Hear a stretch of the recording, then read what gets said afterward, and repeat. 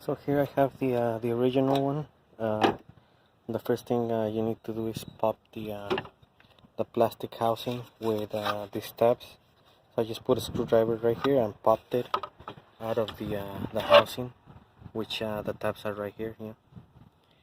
And then I was able to reach for the plug right here. I placed the screwdriver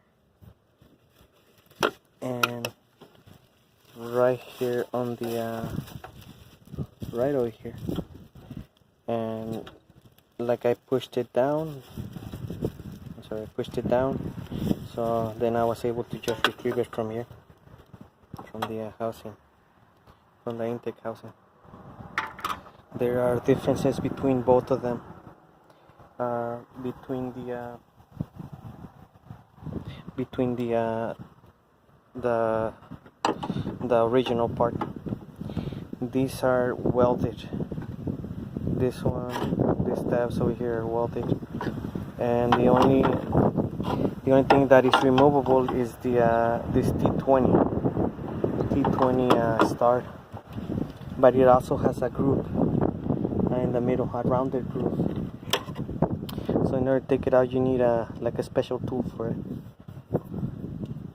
But since you're able to take this one off with the tool, yeah. But this is welded, so that's the issue with it. I bought one cheap one on eBay, the housing before, and I went to AutoZone and I bought the sensor. This is a duralast, the duralast one. So on this one, the same. You can have the same. You're gonna use a T20. It already comes with the bolts. Yeah. So T20, you just do it, or you can actually also use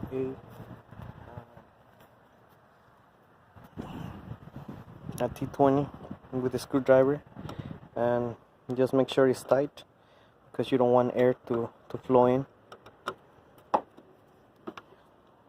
And it should position the mass airflow sensor into the housing right there. So now I transfer. This is also held. This is just a mesh. It's held by 10 millimeters, two 10mm bolts. And like you can see, also this one is removable. You can do a lot of stuff with it. So I'm ready to place it back. Yeah.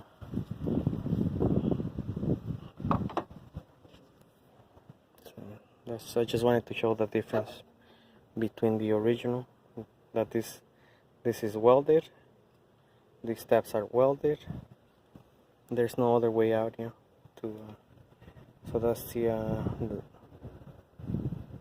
sensors thing. And this one looks kind of dirty, so and that probably was the problem all along here. But I just don't want to risk it. It's been this car has over 200,000 miles, and I don't understand also the problem here.